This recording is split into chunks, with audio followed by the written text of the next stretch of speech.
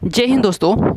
तो आज हम समझेंगे कि जो जनरेटिंग स्टेशन का एक भाग होता है हमारा पवन चक्की विंड टरबाइन, तो उससे बिजली का उत्पादन कैसे करते हैं। इससे पहले हमने देख लिया था जो चार विद्युत का जो उत्पादन होते हैं, परंपरागत स्रोत होते हैं, वो चार तरीके से हमने बिजली का उत्पादन कैसे किया था। इससे पहले हम क्लास में देख चुके हैं। अपना हम देख चुके हैं hydro power plant, thermal power plant और न्यूक्लियर पावर प्लांट, और इसमें से देख चुके हैं हम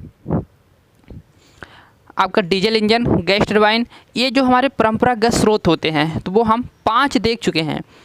और जो हमारा नॉन कन्वेंशनल है, गैर परंपरागत स्रोत है, तो उसमें से हमने एक एमएचडी देख लिया था, मैग्नेटो हाइड्रो डायनेमिक, तो उसमें से एक हमने देख लिया था। अब इसमें जो दूसरा हम पढ़ने वाले हैं विंड टरबाइन, पवन चक्की, तो उसके बारे में हम अच्छी तरीके से समझेंगे कि बिजली का उत्पादन उससे कैसे करते हैं।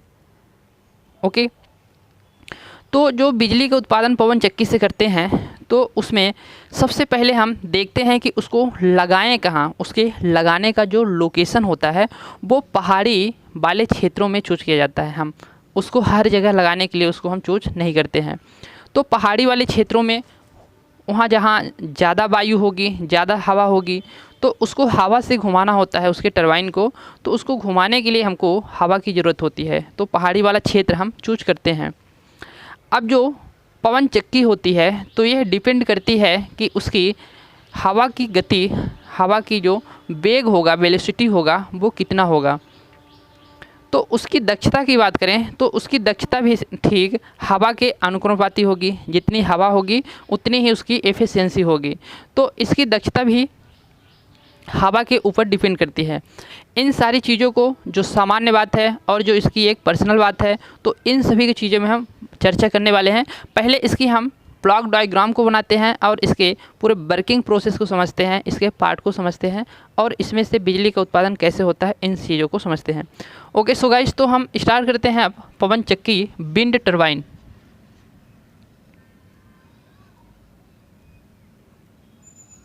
विंड टरबाइन या विंड मिल लिख दें तो अधिक बेटर रहेगा, विंड मिल। तो इसको हम लिखेंगे पवन चक्की। तो पवन चक्की जो इसके पार्ट होते हैं, इसके जो पार्ट होते हैं स्ट्रक्चर बनाने के लिए, तो वो काफ़ी बड़े बड़े होते हैं, काफ़ी लंबे लंबे होते हैं, भारी भरकस होते हैं। तो इसको एक एक पार्ट को ले जाने के लिए बड़े बड़े गाड़ियों, ट्रक, जो ट्रेलर टाइप होते हैं, उन सभी का यूज करते हैं। तो उसमें जो एक लगा होता है आपका सबसे ऊपरी वाले भाग में लगा होता है, तो यहाँ पास लगा होता है, उसमें अल्टरनेटर लगा होता है। क्या लगा होता है? अल्टरनेटर लगा होता है। अब इस अल्टरनेटर में सीधे ही कनेक्ट होता है, उसमें एक पंखी लगी होती है। क्या लगी होती है? उसकी ब्लेड लगी होती है, जो टरबाइन की तरह हमको दिखती है। तो उसकी ब्लेड कुछ इस प्रकार से लगी होती है। तो यहाँ पास हम ब्लेड को देखते हैं। तो इसकी जो गति है, तो इस पर पड़ने वाली जो हवा है, इसको हम इस तरीके से बनाते हैं। इसकी ब्लेड को हम इस तरीके से बनाते हैं। तो इसकी यह हो गई ब्लेड हो गई। तो इसकी ब्लेड पर क्या पड़ती है? हवा टकराती है। इसकी ब्लेड पर क्या टकराती है? हवा टकराती है, वायु, एयर। तो इसके ब्लेड पर वायु टकराएगी। अब इसके ब्लेड से टकराएगी तो सीधे ही कनेक्ट होगा, यहाँ पास जनरेटर कनेक्ट होगा। क्या? जनरेटर। तो कैसे जनरेटर? एसी प्रकार का यहाँ पास होगा, जनरेटर कनेक्ट होगा। अब जनरेटर जो टिका होगा तो इसका बहुत बड़ा भाग होता है। ये क्या होता है? बहुत बड़ा भाग होता है। तो यहाँ टावर जैसे होगा, बहुत बड़ा इसका क्या होगा? भाग होगा। तो यहाँ बेस से यह टिका होगा। ये पूरा क्या है? ज़मीन है। तो पवन चक्की में यहाँ पास से 3 हम वायर को निकाल लेते हैं। जो अल्टरनेटर होगा तो 3 वायर को यहाँ पास से हम निकाल लेते हैं। अल्टरनेटर से 3 वायर को हम निकाल लेते हैं। तो ये हो गया इसका 3 वायर। 3 वायर हो गया। एसी प्रकार का है तो इसमें R/B 3 वायर हो गया। अब इसमें जो हमको बात करें विश्वसनीयता की, तो इसमें विश्वसनीयता बहुत कम होती है, क्योंकि इसमें निर्भर करता है कि कब हवा चलेगी। यदि हवा नहीं चलती तो यह पावर प्लांट की विश्वसनीयता घट जाती है, रिलायबिलिटी घट जाती है। तो इसकी जो विश्वसनीयता है वो हवा के ऊपर डिपेंड करती है। इसकी बात करें प्रारंभिक लागत राशि, तो प्रारंभिक लागत राशि, इसमें प्रारंभिक लागत राशि रहती है, लेकिन कंपैरिजन नहीं कर सकते यहाँ पास कोई भी पावर प्लांट से कि उन जो पावर प्लांट है उनसे कितनी ज़्यादा कम रहती है। ये डिपेंड करता है कि हम किस लोकेशन, कितनी दूरी पर, कितनी ऊंचाई पर क्या लगा रहे हैं, तो उसके ऊपर डिपेंड करता है। लेकिन यहाँ पास हम कंपैरिजन कर सकते हैं, तुलना कर सकते हैं कि इसकी जो रनिंग होती है, परिचालन, तो परिचालन के लिए इसमें जो धन राशि की, लागत राशि की आवश्यकता होती है वो बिल्कुल नगण्य होती है, जीरो होती है, शून्य होती है। तो इसकी धनराशि को हम यहाँ पास नेग्लिजिबल मान लेते हैं, नगण्य मान लेते हैं। जैसे हाइड्रोजन पावर प्लांट में है तो उसमें हमने क्या किया था, उसके पानी की कीमत को बिल्कुल हम कम मान लिए थे, बहुत ही कम मान लिए थे, नगण्य के बराबर मान लिए थे। ठीक उसी प्रकार से इसमें भी हम इसकी परिचालन राशि को क्या मान लेंगे, बिल्कुल शून्य मान लेंगे, ना के बराबर मान लेंगे। क्योंकि हवा आ रही है, उसमें कोई पैसा नहीं लग रहा, तो उससे चलेगी, तो उसको परिचालन राशि हम शून्य मानेंगे। तो यहाँ पास हम थोड़ा सा इसके पॉइंट लिखें तो इसकी जो विश्वसनीयता है,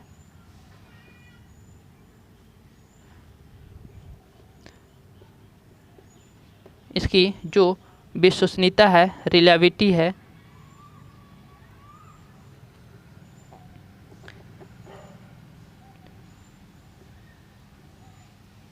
रिलायबिलिटी है, तो इसकी क्या होती है, विश्वसनीयता कम होती है।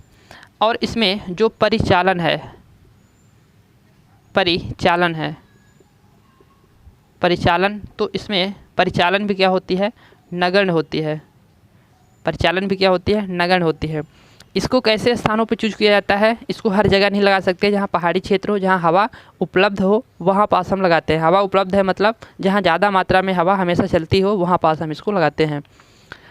और इसकी जो एफिशिएंसी की बात करें तो इसकी एफिशिएंसी, जो दक्षता होती है, तो यहाँ पास वो डिपेंड करती है कि हवा की स्पीड कितनी है, हवा की वेग कितना है। तो उसके एफिशिएंसी के अकॉर्डिंग ही इसमें हम क्या करते हैं, हवा के अकॉर्डिंग ही इसकी एफिशिएंसी की तुलना करते हैं। अब इसकी जो ब्लेड होती है ना, तो ब्लेड को हम क्या कर सकते हैं, इसके ब्लेड को जो क्षेत्रफल होता है, इसके ब्लेड का क्षेत्रफल जो होता है, तो उस ब्लेड के क्षेत्रफल कुछ इस प्रकार से हो गई, इसकी क्या ब्लेड हो गई। तो ब्लेड का यहाँ से यहाँ तक क्या हो गई, पिच हो गई। तो यहाँ से यहाँ तक ब्लेड का ये पिच हो गई। तो इस पिच के ऊपर भी डिपेंड करता है कि हमारी वायु जो है तो कितना कवर करेगी, जो आने वाली हवा है उसको, हवा को कितनी कवर करेगी और कितने स्पीड से घुमाएगी। तो इस ब्लेड के पिच के ऊपर भी यह डिपेंड करता है। अब यहाँ पास बात करेंगे हम कि जो पिच होती है, तो पिच इसकी एडजस्टेबल टाइप की भी पिच होती है। तो इसके जो पिच का क्षेत्रफल है इसके ऊपर डिपेंड करेगा कि इसकी दक्षता कितनी होगी। इसकी वजह से हम पावर की बात करें, दक्षता की बात करें, तो इसमें जो दक्षता होती है तो वो आपकी होती है, यहाँ पास जो दक्षता होगी, तो इसमें पावर की बात करें, P बराबर होगी इसमें 0.5 A और यहाँ पास P और इसको V स्क्वायर। तो इतने वाट की इसकी होती है, यहाँ पास दक्षता होती है। तो यहाँ पास ये इसको रो बनाना है, रो। तो यहाँ पास इन चीज़ों के ऊपर क्या होती है, इसकी दक्षता डिपेंड करती है। अब इसमें हम मोटर की बात करें कि कैसा हम इसमें जनरेटर, तो इसमें हम जनरेटर किस टाइप का लगाते होंगे। तो जो अक्सर हमारा जो जनरेटर होता है, तो सिंक्रोनस जनरेटर, जो हमारा अल्टरनेटर होता है, तो अल्टरनेटर अक्सर सिंक्रोनस स्पीड पर घूमता है।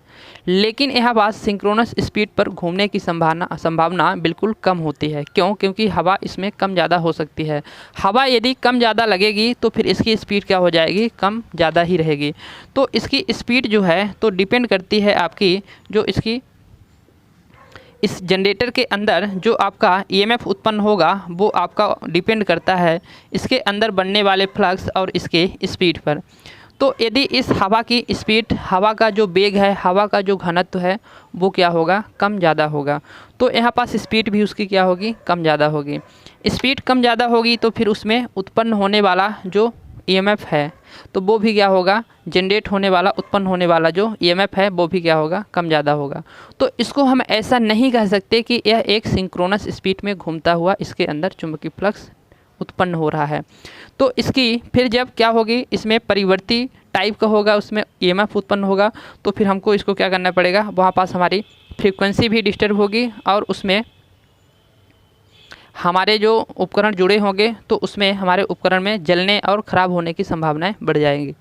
तो इसको हम क्या करना पड़ेगा, इसको हमको एक सही तरीके से करना पड़ेगा कि इसकी भाई जो इसके अंदर उत्पन्न होगी ईएमएफ कम ही सही उत्पन्न हो, लेकिन हमको एक उसमें स्थिर मान का हमको ईएमएफ और वोल्टेज और फ्रीक्वेंसी सब चीज़ें हमको मिलनी चाहिए। तो फिर इसमें इसको एक स्थिर मान की वोल्टेज को उत्पन्न कराने के लिए हम क्या करते हैं, हमको पहले पकड़ना होता है कि आखिर यह हवा कम हो गई तो इसका वजह क्या है।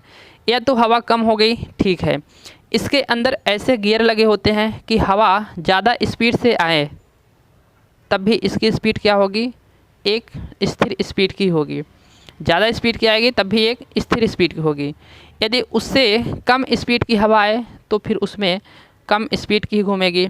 लेकिन ऐसा नहीं होगा कि ज़्यादा स्पीड से हवा आए तो भरभरा के एकदम तेज़ से घूमने लगी, ऐसा नहीं होगा। तो इसकी कम से कम स्पीड जो होगी तो ऐसा निर्धारित किया जाता है कि जो हवा की स्पीड है वो कम से कम आपकी 12.6 किलोमीटर पर आवर होनी ही चाहिए। इतना मिनिमम हवा की जो स्पीड है तो इतना होनी चाहिए।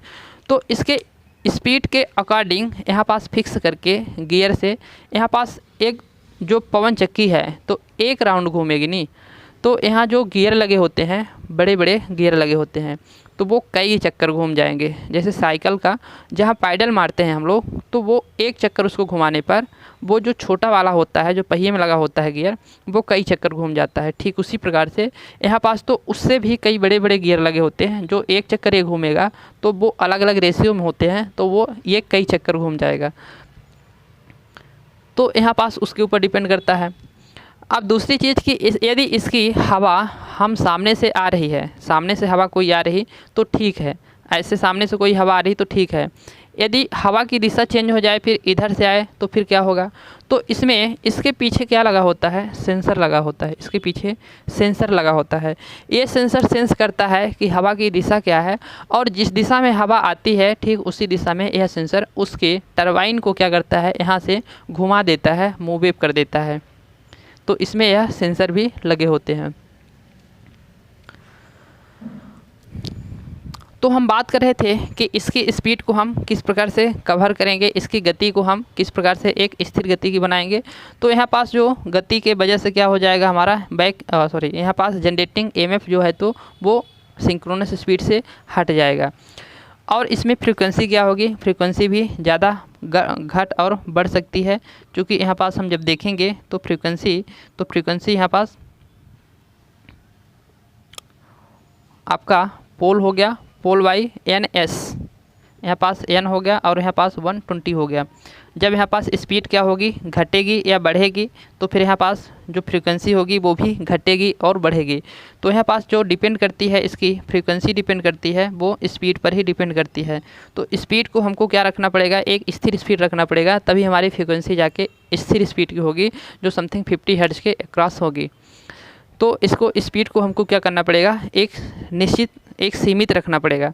तो स्पीड को हमको यहाँ सीमित रखने के लिए क्या करना पड़ता है कि इसकी जो ब्लेड के पिच होती है इसको हम परिवर्तित करते हैं। इसके ब्लेड की जो पिच होती है इसको हम परिवर्तित करते हैं। तो ब्लेड के जो यहाँ पास पिच है तो उसकी जो क्षेत्रफल होगा, एरिया होगा, उसको हम परिवर्तित करेंगे। तो यहाँ पास जो हमारी पावर होगी और फ्रीक्वेंसी होगी वो हमारी क्या होगी, यहाँ पास सुधरेगी। तो इसमें हम देखेंगे इस फार्मूले की सहायता से कि इसके पावर को हम कैसे मेंटेन कर सकते हैं। तो यहाँ पास जो आपका ये ए है, तो ए आपका बताता है कि जो ब्लेड का क्षेत्रफल है, क्या है, ब्लेड का यहाँ पास जो क्षेत्रफल है वो ए बताता है। तो यदि हम ए को जो ब्लेड के क्षेत्रफल हैं तो उसको हम सुधार देंगे तो फिर क्या होगी, उसको हम एडजस्ट कर लेंगे, मेंटेन कर लेंगे, तो हमारी जो यहाँ पास फ्रीक्वेंसी है और हमारी जो एमएफ है वो सुधर सकती है या सुधर जाएगी। तो ए जो है तो क्या है, यहाँ पास ब्लेड का एरिया है, ब्लेड का एरिया है। और यहाँ पास जो रो है आपका, तो रो ए बताता है जो हवा है, तो हवा की यहाँ पास हवा की डेंसिटी को बताता है, हवा क्या, घनत्व को बताता है। तो यहाँ पास एयर डेंसिटी, एयर घनत्व, हवा के घनत्व को बताता है। और यहाँ पास जो भी है, तो ये भी वेग है, वेग किसका है, हवा का यहाँ पास वेग है।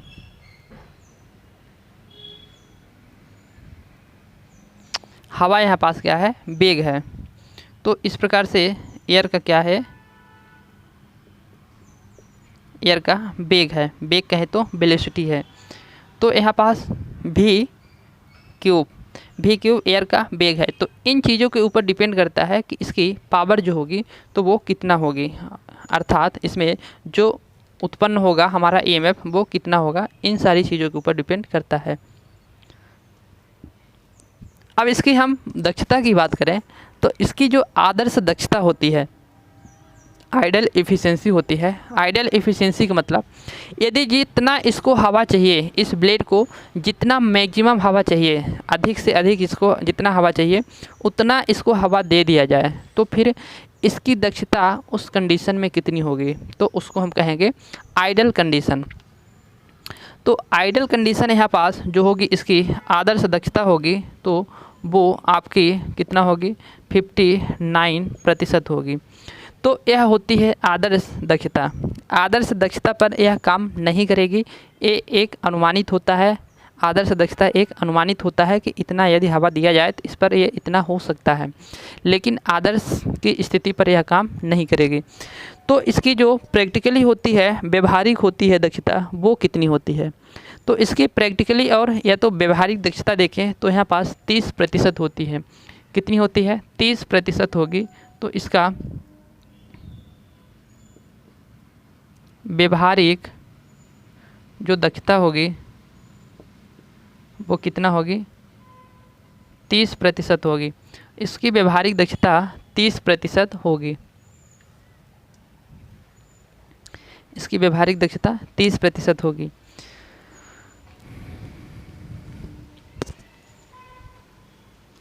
पूरा चीज़ें यहाँ तक तो इसमें हमने बता दिया, जो आपके इम्पोर्टेंट चीज़ें हैं पूरी चीज़ें मैंने इसमें बता दिया।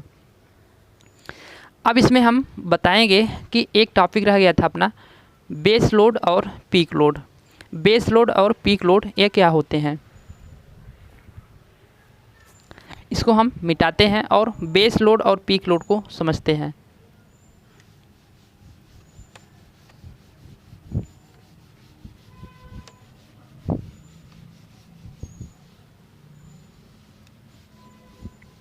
चूँकि कई जगह हमने हाइड्रो में, थर्मल में, न्यूक्लियर में, डीजल में और गैस टरबाइन में, एमएसडी में और आपका हो गया पवन चक्की में, इसमें तो बेस पीक का कोई ज़्यादा वो चर्चा नहीं किया, क्योंकि बेस पीक के लिए इसका तो कोई विश्वास ही नहीं रहता कि ये कब चलेगी कब नहीं चलेगी, तो इसमें बेस और पीक का कोई चर्चा नहीं किया। तो इसमें हम समझेंगे कि बेस लोड और पीक लोड क्या होते हैं।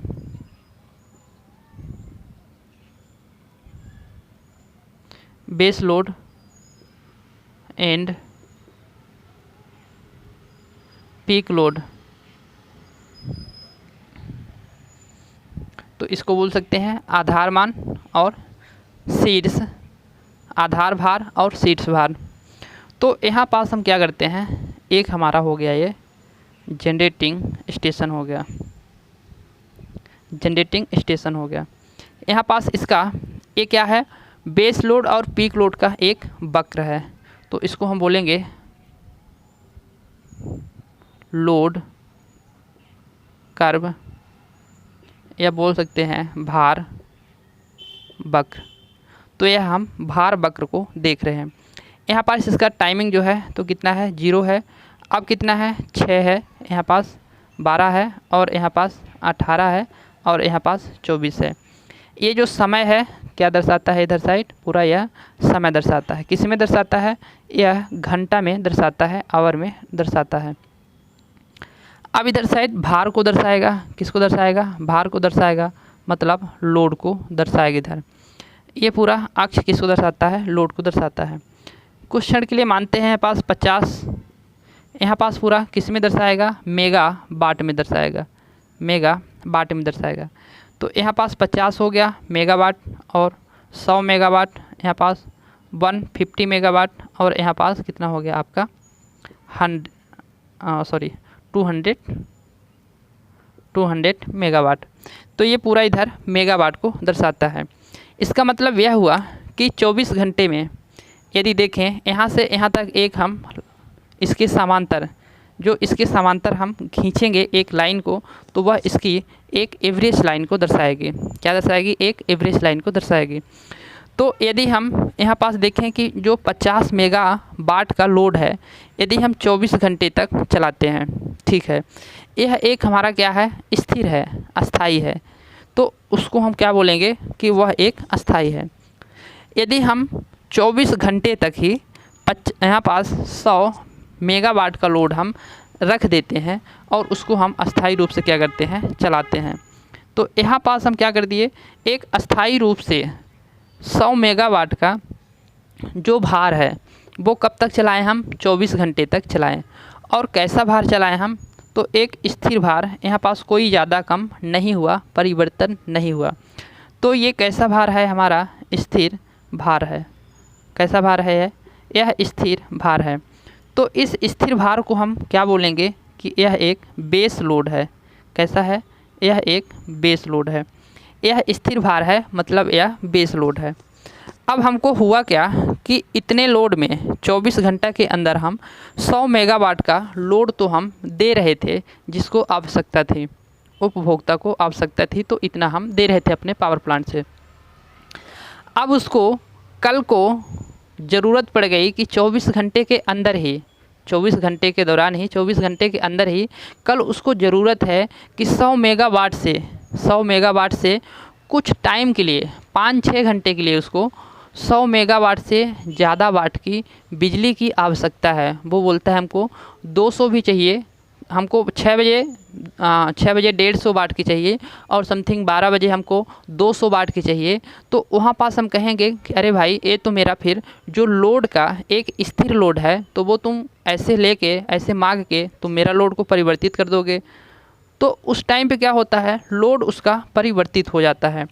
तो यदि वह 6 बजे मांगता है कि हमको 6 बजे कितना चाहिए, 150 चाहिए, या फिर बोलता है वो कि हमको 12 बजे के आसपास हमको 200 चाहिए, तो उसको हमको देना पड़ेगा।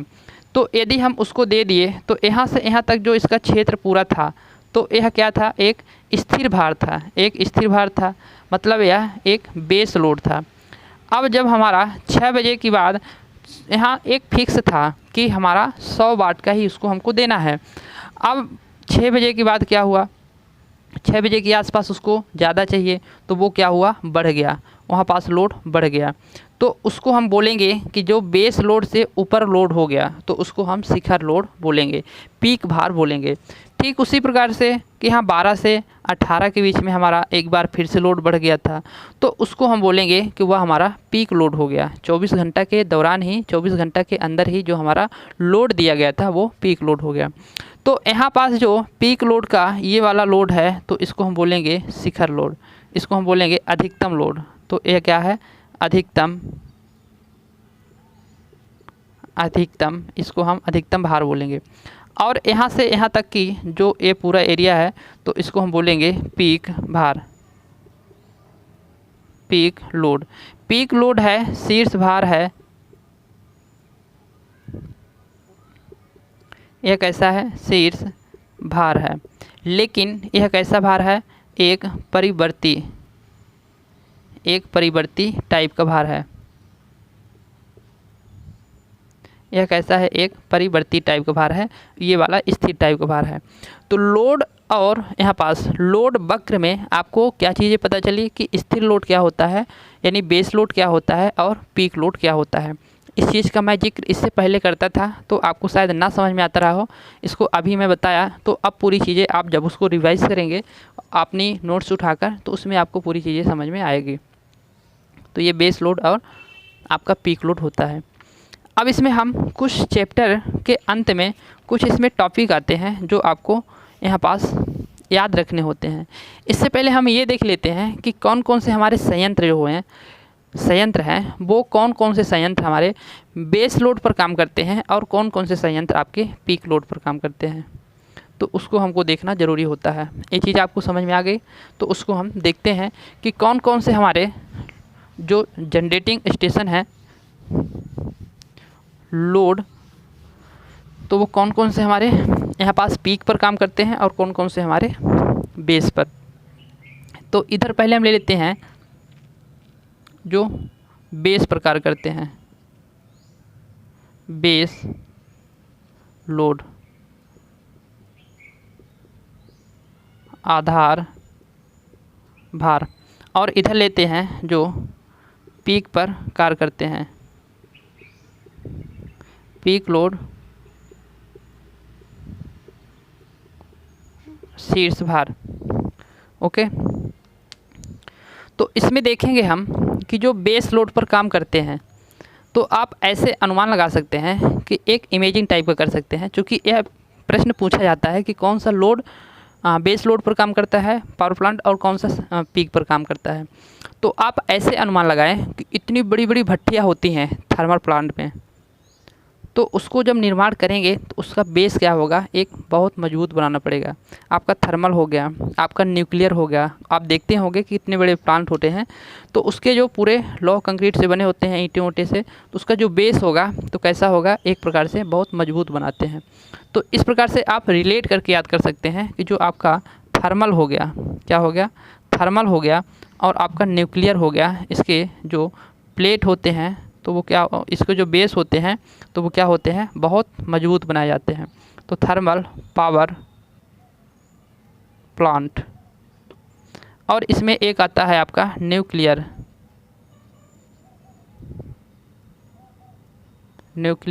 Power plant. तो यह दोनों क्या होते हैं, बेस लोड पर काम करते हैं। अब जब हम बात करें कि जो हमारा गैर परंपरागत स्रोत का है, जो हमारा परंपरागत स्रोत का है, तो उसमें हम 5 पढ़े थे। एक न्यूक्लियर पढ़े थे, एक थर्मल पढ़े थे, एक हाइड्रो, डीजल और गैस टरबाइन। तो अब हम हाइड्रो को अभी हम छोड़ देते हैं, उसको हम कॉमन में लेंगे। चूँकि जो हाइड्रो होता है तो वो आपका बेस लोड और पीक लोड दोनों पर काम करता है, तो उसको हम कॉमन में ले लेंगे। पहले हम देख लेते हैं कि थर्मल और न्यूक्लियर हमारा हो गया, तो अब बचता है हमारा डीजल और गैस टरबाइन। तो यहाँ पास डीजल और गैस टरबाइन को ले लेते हैं, यहाँ पास हम पीक में, डीजल और गैस टरबाइन को हम ले लेते हैं पीक में। डीजल पावर प्लांट, दूसरा हो गया आपका गैस टरबाइन पावर प्लांट। अब इसमें जो बेस लोड और आपका पीक लोड दोनों पे काम करता है वो आपका होता है क्या, हाइड्रो वाला। तो इसको हाइड्रो पावर प्लांट। तो इस प्रकार से आपको याद रखना आसान होगा। यदि बात करता है कि स्टैंड बाई लॉस, क्या स्टैंड बाई लॉस और उसमें पीक लोड दोनों के लिए यदि हम काम कराना चाहें तो इसमें से कौन सा हमारा जनरेटिंग स्टेशन पावर प्लांट कौन सा हमारा सही रहेगा, तो वो फिर आपका रहेगा यहाँ पास डीजल पावर प्लांट।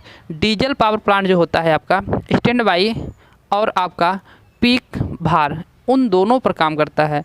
तो यहाँ पास डीजल वाला जो होगा तो एक किस पर काम करता है, आपका शीर्ष पर करता है, और दूसरा चीज़ किस पर करता है आपका, यहाँ पास इसमें आप लिख लेंगे या तो फिर हम अलग से लिख दें। तो अलग से हम लिखते हैं कि यहाँ पास जो आपका होता है stand by and peak load. तो इन दोनों पर काम करने वाला हमारा डीजल जो पावर प्लांट होता है, डीजल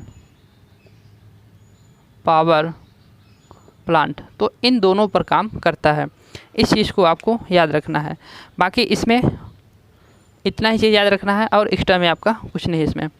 अब इसमें कुछ मेन फैक्टर होते हैं जो फैक्टर को याद रखना ज़रूरी होता है। आपको मेन टॉपिक बताएंगे इसमें। वीडियो आ रहा क्लियर, थोड़ा देख लें हम। ओके, वीडियो आ रहा क्लियर। तो इसमें 3-4 आपको टॉपिक आखिरी में याद रखने होंगे कि जैसे आपको पूछ लिया कनेक्टिंग भार क्या होता है, और आपका डिमांड फैक्टर क्या होता है, लोड गुणांक क्या होता है, डाइवर्सिटी फैक्टर क्या होता है। तो इन चीज़ों को थोड़ा सा देख लेते हैं। कभी कभी ये भी आ जाते हैं। और जो आपका लोड फैक्टर है, लोड गुणांक है, वो बहुत ही इम्पोर्टेंट होता है। तो इसको देखना हमको ज़रूरी होता है। इसको आपने समझ लिया होगा और नोट भी कर लिया होगा। इन सभी की पीडीएफ आपको मैं कई बार बताता हूँ कि इन सभी की पीडीएफ आपको कहाँ उपलब्ध होगी। टेलीग्राम में आपको उपलब्ध होगी इन सभी की पीडीएफ। वहाँ से आप जाके बिल्कुल ले सकते हैं। बिल्कुल बेहतरीन तरीके से नोट्स बना के रखी है वहाँ पास। लवकुश प्रजापति ऑफिशियल टेलीग्राम पे वहाँ पास आपको मिल जाएगी। तो यहाँ पास अब हम बताने वाले हैं कि आपका लोड जो होता है, कनेक्टिंग लोड, संयोजित भार। आपसे पूछे कि संयोजित भार क्या होता है, कनेक्टिंग लोड क्या होता है, तो यहाँ पास देखेंगे हम।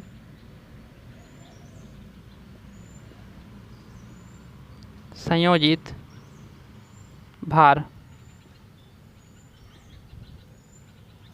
Connecting load. तो संयोजित भार, कनेक्टिंग लोड क्या होता है?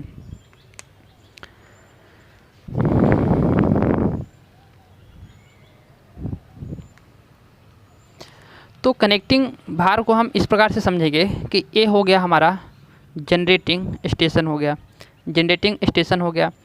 अब यहाँ पास क्या है, हमारा उपभोक्ता का, हमारा कोई जो हमारा उपभोग ले रहा है हमारी ऊर्जा को, वो क्या हो गया, उसका यहाँ पास केंद्र हो गया, या फिर जैसा भी, मतलब उपभोक्ता ये हो गया। तो जनरेटिंग स्टेशन से जो हमारा उपभोक्ता हमारे ऊर्जा का क्या कर रहा है, यूज कर रहा है। तो ऊर्जा का जो यूज करता है तो उसका जो योगफल होगा, योगफल की जो रेटिंग होगी, योगफल की जो रेटिंग होगी, जैसे यहाँ पास हमारा 50 वाट का यूज कर रहा है, एक मेगावाट में लेते हैं 50 वाट, चलो मेगावाट में लेते हैं 50 वाट का, यहाँ पास 50 वाट का, यहाँ पास 50 वाट का। तो इस प्रकार की जो जनरेटिंग स्टेशन से उपभोक्ता द्वारा लिया गया ऊर्जा जो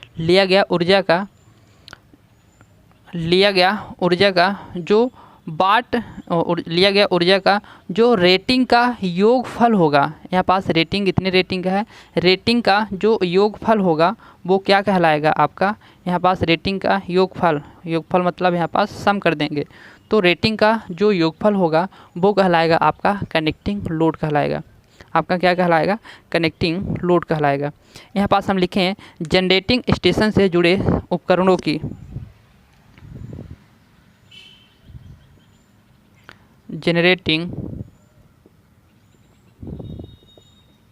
स्टेशन से जुड़े उपकरणों की रेटिंग का योगफल, योगफल क्या कहलाता है आपका, कनेक्टिंग लोड कहलाता है। तो आपका कनेक्टिंग लोड कहलाता है। तो ये चीज़ आपको समझ में आ गई होगी। इसमें जो दूसरा है आपका टॉपिक, तो वो है आपका यहाँ पास उच्चतम मांग। उच्चतम मांग क्या होता है, उच्चतम मांग, तो इसको बोलें मैक्सिमम डिमांड। तो मैक्सिमम डिमांड क्या होता है, तो इसमें जो मैक्सिमम डिमांड होगा आपका, तो एक दिन में कितने घंटे होते हैं, एक दिन और रात की बात करें तो 24 घंटे होते हैं। तो इसमें 24 घंटे के अंदर कितना, 24 घंटे के अंदर लिया गया जो अधिकतम ऊर्जा होगी 24 घंटे के अंदर यहाँ पास जो जनरेटिंग स्टेशन होगा, जनरेटिंग स्टेशन से या फिर पावर प्लांट से 24 घंटे के अंदर लिया गया अधिकतम शक्ति या तो फिर पावर, तो वह क्या कहलाएगी आपकी उच्चतम मांग कहें तो डिमांड, तो मैक्सिमम डिमांड आपकी कहलाएगी। तो यहाँ पास हम लिखेंगे दूसरे कलर से लिखते हैं।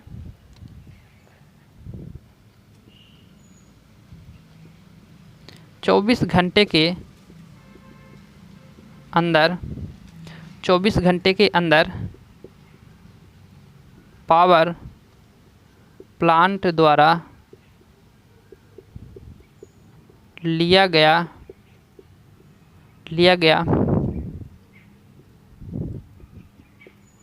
अधिकतम ऊर्जा क्या कहलाएगी, उच्चतम मांग या मैक्सिमम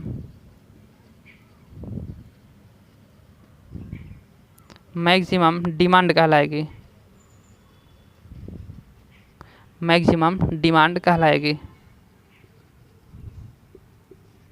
या फिर कहलाती है। ओके, तो ये हो गया आपका मैक्सिमम डिमांड।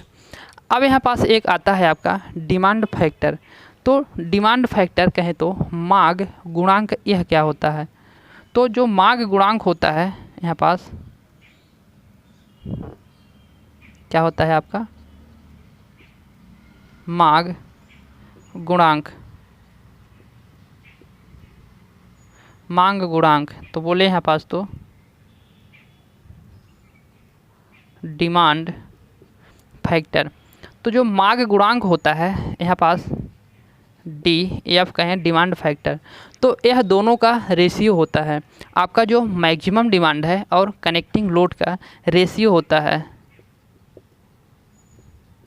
मैक्सिमम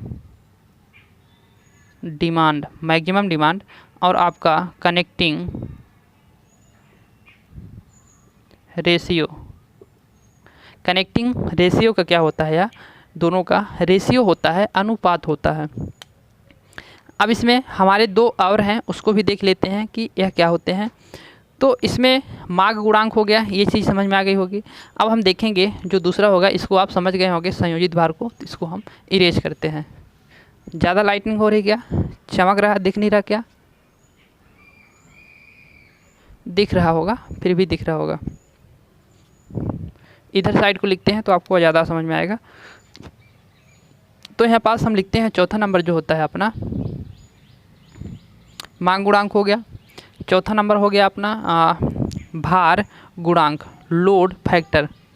तो यहाँ पास जो होगा भार गुणांक या घाटा की लिख सकते हैं। तो यहाँ पास लोड फैक्टर,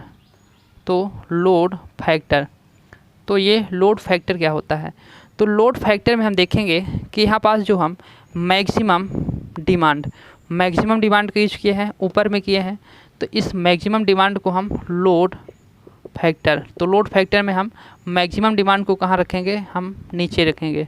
मैक्सिमम डिमांड को हम नीचे रख दिए, ऊपर में हम रखेंगे कनेक्टिंग भार को नहीं रखेंगे। एक होता है एवरेज फैक्टर, तो औसत घटक या औसत गुणांक को हम एवरेज फैक्टर को हम ऊपर रखेंगे। तो एवरेज फैक्टर और मैक्सिमम डिमांड का जो रेशियो होता है वो आपका होता है क्या, लोड फैक्टर होता है। आपको इसमें याद रखने की चीज़ यह है कि जो आपका मांग गुणांक है इसका मान सदैव 1 से कम होता है। इसका मान क्या होता है, सदैव 1 से कम होता है। तो मांग गुणांक का जो यहाँ पास मान है तो सदैव 1 से कम होता है। इस चीज़ को आपको याद रखना है, सदैव 1 से क्या होता है, कम होता है। इसका मान सदैव 1 से कम होता है। जो आपका भार गुणांक है, इस भार गुणांक का मान भी सदैव 1 से कम होता है। क्या होता है, इस भार गुणांक का मान भी 1 से कम होता है। तो इसको भी आपको याद रखना है कि इसका मान सदैव 1 से क्या होता है, 1 से कम होता है, 1 से कम, तो 1 से कम होता है, इन दोनों का जो मान है तो 1 से कम होता है। एक अभी आपको हम आगे चल के बताने वाले हैं जिसका मान 1 से अधिक होगा, उसको हम लास्ट में लेंगे। एक यहाँ पास हम चौथा नंबर ले लिए। अब यहाँ पास जो आने वाला है तो इसका मान जो हम बताएंगे तो इसका मान क्या होता है, 1 से अधिक होता है। 5 आपको ये मेन आपको नया वर्ड बताने वाला था तो 5 आपको बताएंगे। इसको हम चौथे को मिटा दें, चलिए हम दूसरे को मिटा देते हैं, दूसरी को मिटा दिए। अब इसमें हम जो 5वां नंबर बताने वाले हैं आपको तो वो है आपका diversity factor.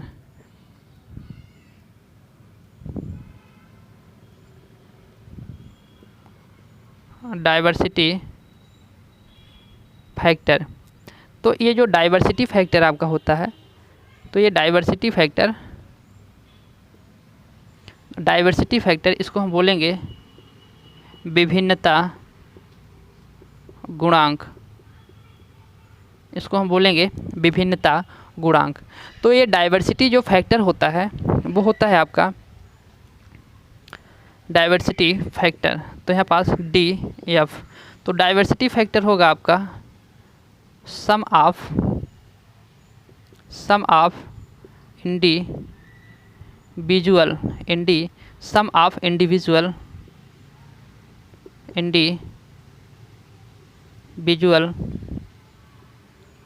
Maximum individual maximum demand upon maximum demand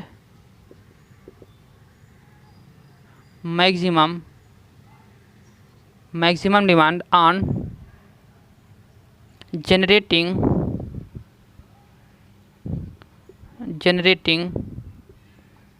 station.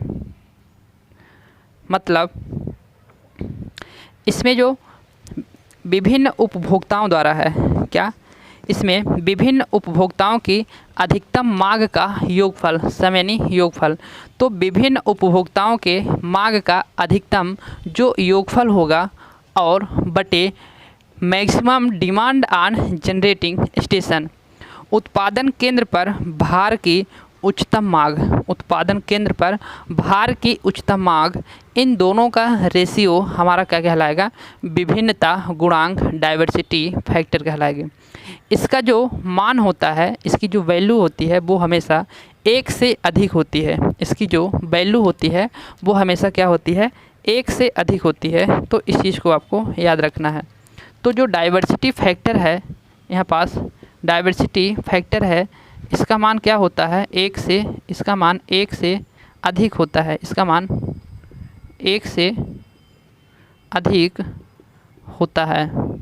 तो यह आपको याद रखना है।